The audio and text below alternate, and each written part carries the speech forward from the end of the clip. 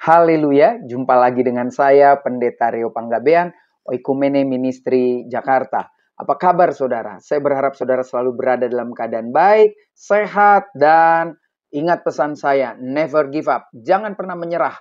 Apapun yang kita hadapi hari ini, hari ke depan, hari yang kita tidak tahu apa yang akan terjadi, tetap selalu bergantung kepada Tuhan Yesus.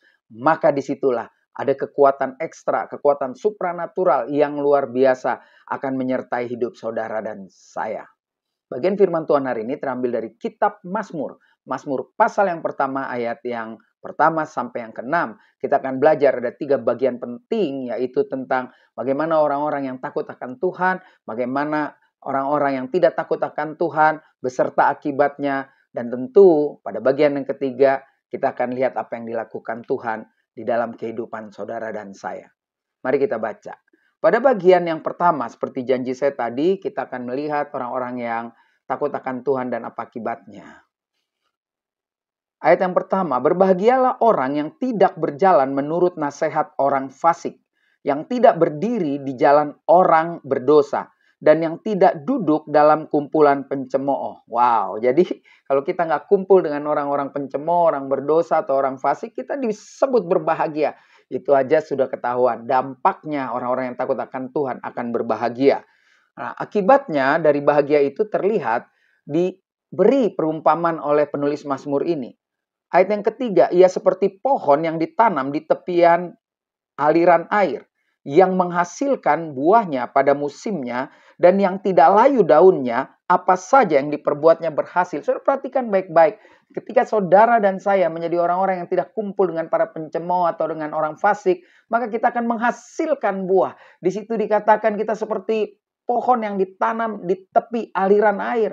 Dia akan menghasilkan buah tepat pada waktunya. Dan saya percaya saudara dan saya, ketika kita sungguh-sungguh takut akan Tuhan, maka kita akan menghasilkan buah. Itulah dia, orang yang takut akan Tuhan. Tapi syaratnya jangan kumpul dengan para pencemooh, para pemberi gosip, para orang-orang yang sirik dengan kehidupan saudara dan saya, yang mau terus-menerus setia, taat, bahkan takut akan Tuhan. Ngeri buat dosa. Nah, pasti kita akan berbahagia. Saya bisa, saudara bisa. Kalau kita mau, maka Tuhan akan menolong kita. Nah, mari kita lihat orang-orang yang tidak takut akan Tuhan. Di ayat yang keempat dan 5, di sini dikatakan demikian. Bukan demikian orang fasik. Mereka seperti sekam yang ditiup angin. Sebab itu orang fasik tidak akan tahan dalam penghakiman. Begitu pula orang berdosa dalam perkumpulan orang benar. Ya, kalau kita kumpul dengan orang-orang, ketika orang-orang itu adalah orang-orang yang tidak takut akan Tuhan, orang-orang yang menganggap dosa itu adalah bagian dari kehidupan yang harus dijalani, maka waktu kita bergaul hari demi hari, apalagi kita punya kumpulan teman-teman yang takut akan Tuhan, yang suka bersekutu dengan sungguh-sungguh, maka orang yang tidak sungguh-sungguh dalam Tuhan, dia akan merasa dalam bahasa gaul gerah, badannya panas. Kenapa? Karena apa yang dia inginkan selalu tertolak atau bertolak belakang dengan kehidupan anak-anak Tuhan. Saya berharap saudara dan saya bisa konsisten ketika berhadapan dengan orang-orang yang masuk kategori fasik, masuk kategori yang percaya Tuhan itu ada, Tuhan itu punya kuasa, tapi tidak mempercayainya di dalam kehidupan sehari-hari, dalam bisnisnya, dalam studinya, dalam pergaulannya, bahkan dalam pelayanannya yang dia lakukan seperti kebiasaan rutin biasa.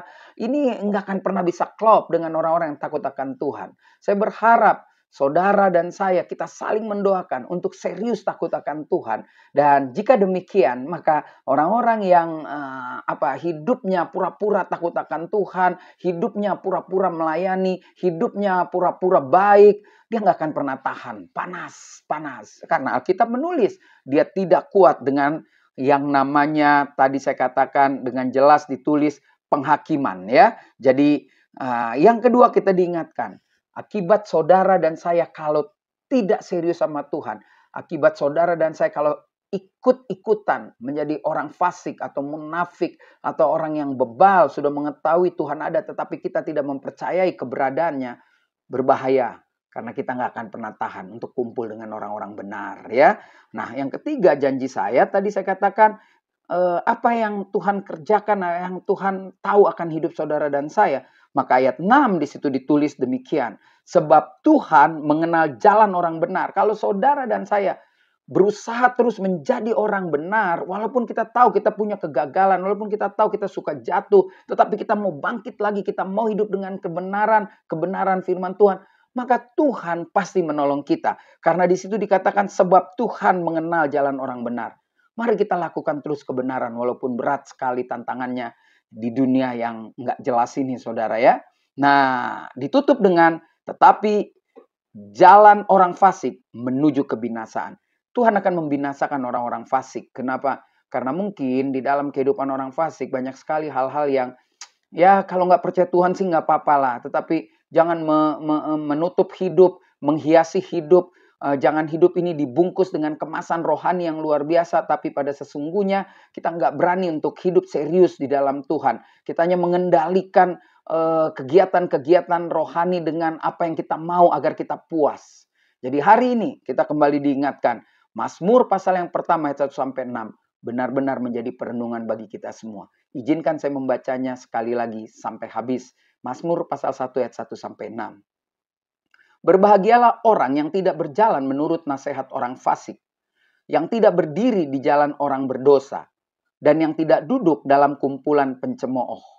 Tetapi yang kesukaannya ialah Taurat Tuhan, dan yang merenungkan Taurat itu siang dan malam.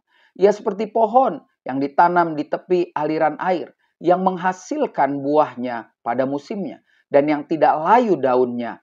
Apa saja yang diperbuatnya berhasil. Bukan demikian orang fasik. Mereka seperti sekam yang ditiup angin. Sebab itu orang fasik tidak akan tahan dalam penghakiman. Begitu pula orang berdosa dalam perkumpulan orang benar. Sebab Tuhan mengenal jalan orang benar, tetapi jalan orang fasik menuju kebinasaan. Saya Pendeta Rio Panggabean, Oikumene Ministry Jakarta. Sampai jumpa pada perenungan berikutnya. Tuhan Yesus memberkati.